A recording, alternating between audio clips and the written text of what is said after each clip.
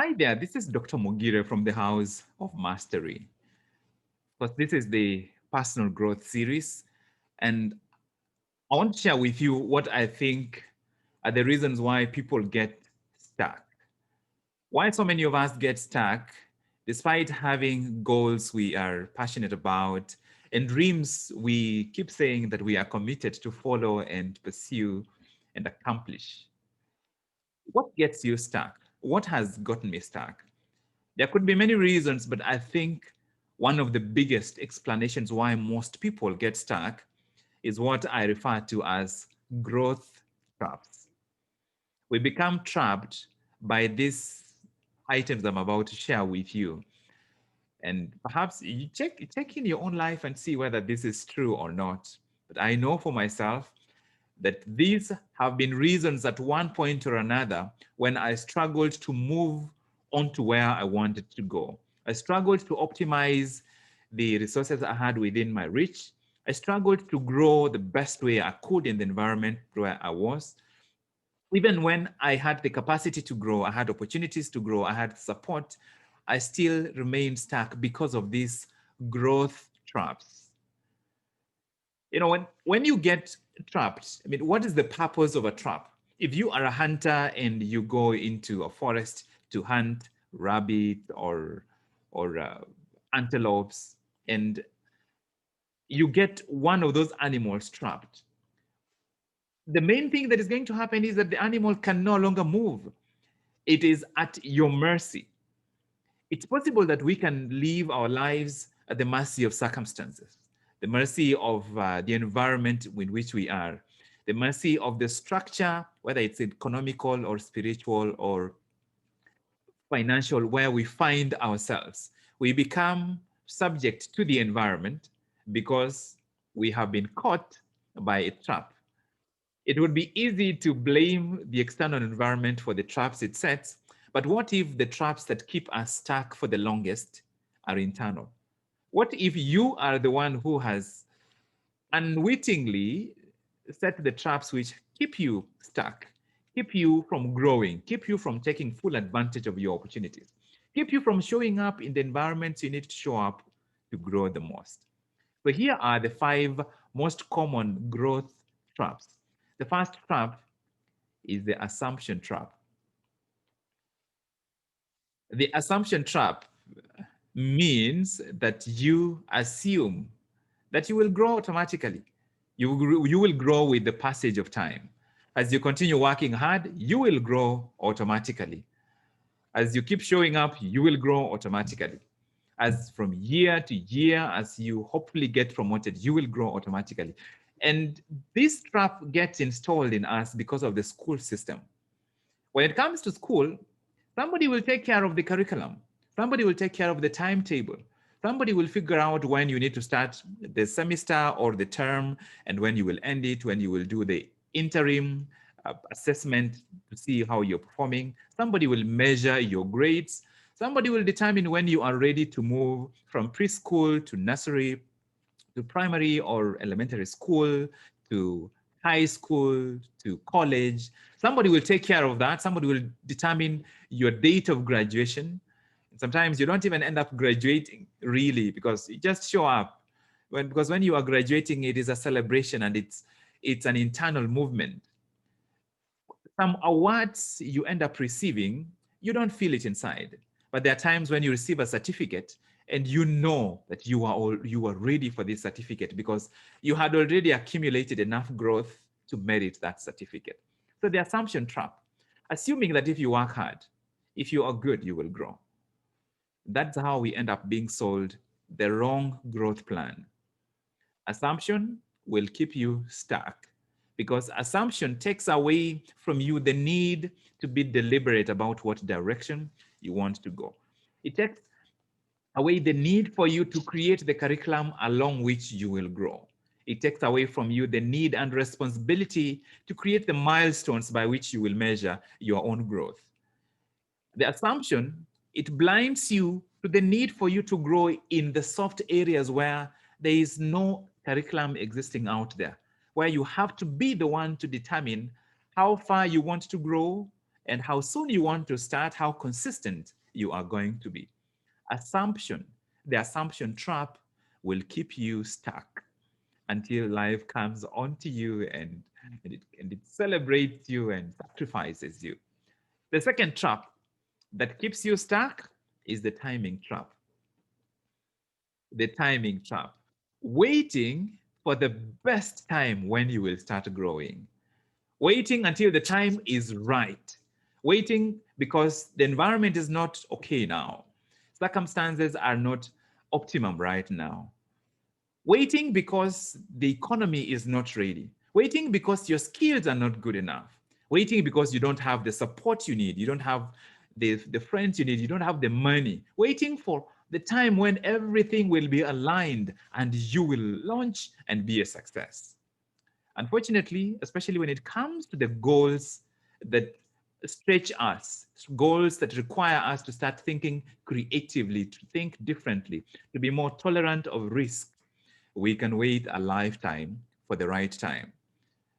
The best time to start, even if it means starting with tiny actions, is right now. It's not until coronavirus is over. What if it never goes away? What if we are about to experience a worse outbreak? And what if it goes away and you still don't have the resources you think you need to get started? Because in truth, the things that you need to get started, you have access to them anytime. You don't have to wait to become more disciplined. You don't have to wait to become more intentional. You don't have to wait to become more deliberate, more uh, structured, more consistent, more thoughtful, more intentional in terms of how you plan your time. Some of those things, the most critical things which you need, which if they are not present, even if you had the resources, you won't succeed, you can start doing them right now. The growth trap is the other trap that can keep you stuck. If you're waiting for the best time to get started, you will be waiting for a long time. The third trap that keeps you stuck, the third trap that keeps you in the same place for ages, even when you have already written down your goals. You have already declared in public that you are going to join the gym. You are going to work on toning your body up and improving your physical health. You're going to save money. You're going to take this master's class. You're going to learn this new language. The third trap that keeps you stuck is the inspiration trap. The inspiration trap is waiting to start taking action when you feel like it. Waiting to take action when you wake up radiant, inspired, and energy is high, and you start feeling like doing it and you start doing it. What if that never happens? I personally believe when it comes to pursuing goals that are important to you, feeling like it is not a prerequisite. Motivation is not a prerequisite for movement. It is movement that starts the journey. You start moving and you measure how far you are and you get motivated and you continue moving and you get more motivated and eventually you gain momentum and soon you have covered a lot of ground. Motivation is not a prerequisite for movement. You start getting onto the journey because you know why it's important. You know where it's leading you. You know that if you wait until you feel like moving, you are going to wait a long time. And this is the value of discipline. Discipline is committing to do what you said you will do, whether you feel like it or not. It is what helps you break through the inspiration trap. If you wait, if you wait to feel like it before you start running the race that you need to run, if you wait to feel like it before you start preparing for the exams, to write the proposal, to look for clients, to meet the investors, to study for these tests that are coming, whether they are actual exam tests or just the tests of life, if you wait to feel like it, if a mother waits to feel like it for her to wake up to her baby who is crying, lots of things will fall by the wayside. And most of the time, it is the most important things that fall by the wayside. When it comes to our jobs, to our employers, we do what we need to do, not because we feel like it, but because an expectation has been leveled over us. What if we could level the same expectations other people level upon our lives? If we could do that for ourselves so that we can start doing what we need to do, whether or not we feel like it, because we know where it's leading us. The fourth trap that keeps you stuck, the fourth trap that keeps you away from the potential you know you carry, is the comparison trap. The comparison trap, every time you want to start doing something, there is somebody else who is ahead of you. But you know, you are only seeing the external picture. You have no idea what struggle they are facing inside. You have no idea how difficult it is. You have no idea even whether what it looks like outside is what it is inside. Because sometimes you see the external picture, you have no idea about the internal struggle. When you compare yourself, you are comparing somebody's external best with your internal worst. Unfortunately, it becomes discouraging. It is not an easy thing to do to switch your mind fully from your environment and focus inside, but that's why it is so worth it. That when you continually discipline yourself to the point where you recognize what's available, but you focus inside for movement and you use what's outside for inspiration, not for discouragement, you start winning in areas you never thought you could win. The comparison trap. As long as you compare yourself with other people, you will always feel inferior in some way. And if you feel superior in some way, you'll be conceited and you will end up operating at a level much less, much lower than what you are capable of. This is the tragedy of life, that when we compare ourselves to other people, we will take the one piece that seems like the shiny object, the strongest attribute from this person, and compare to ourselves. And take another attribute from somebody else and compare to ourselves. Take another attribute from somebody else and compare to ourselves. We compare our money to somebody who has a steady business. We forget that they don't even have a very steady family necessarily. Then we take our physical health and compare ourselves to somebody who works in the sports department somewhere. We take our spoken language and compare ourselves to somebody who has been in sales for 10 years and they have been forced to communicate over and over. We take what the areas in our life that make us who we are, and then we compare them with fragments that come across from several people. It might be more valuable than if you have to compare yourself with one person. And the day I learned that I was fragmenting my attributes and comparing them to 10 or 15 other people, it gave me a lot of freedom. The comparison trap will keep you stuck because there will always be somebody who appears to be ahead of you. They might be ahead of you, but you don't know. But the best thing you can do to yourself is to tell yourself that they appear to be ahead of me.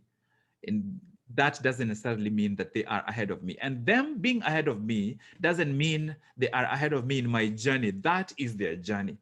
It's my responsibility to take on my journey and pursue my own goals, my own timing, my own path, my own direction, my own speed. As long as I am moving forward, the comparison trap can kill your dream, can keep you stuck. The fifth trap that can keep you stuck, keep you away from achieving your goals and moving closer to your dreams is the mistake trap. The mistake trap, wanting to start when you are sure you won't make any mistakes. You are a baby beginning to walk and you don't want to walk until you know you are not going to fall. You're beginning to learn to swim and you want to get started only if you are sure when you get into the water, you'll start gliding and breaststroking expertly. You want to go to school, but you don't want to start until you are sure that you've understood matrices and geometry, trigonometry, and algebra. Yet that's not how life works.